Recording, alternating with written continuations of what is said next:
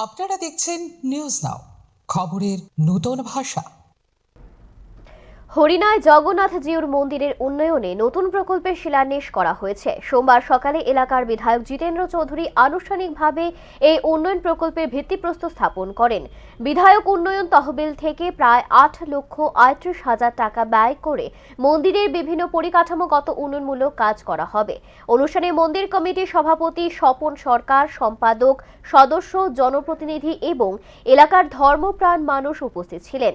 বক্তারা জানান, এই প্রকল্প বাস্তবায়িত হলে মন্দিরের ধর্মীয় ও সামাজিক কার্যক্রম আরও গতিশীল হবে।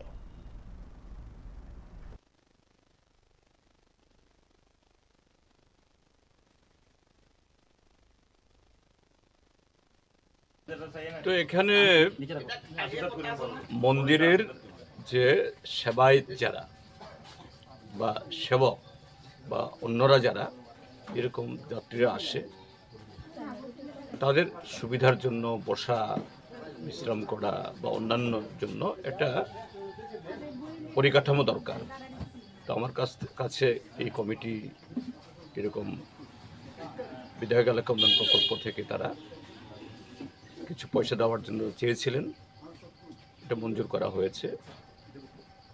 এর কাজ টেন্ডার কন্ট্রাক্টর নিয়োগ করা হয়ে গেছিল, কিন্তু কোনো একটা কারণে এই কয়েকটা মাস স্থগিত ছিল। এখন কাজটা শুরু হবে এবং আশা করি যে উদ্দেশ্যে এই মন্দির কমিটি এই প্রকল্প বা এই পরিকাঠামো তারা চাইছিলেন,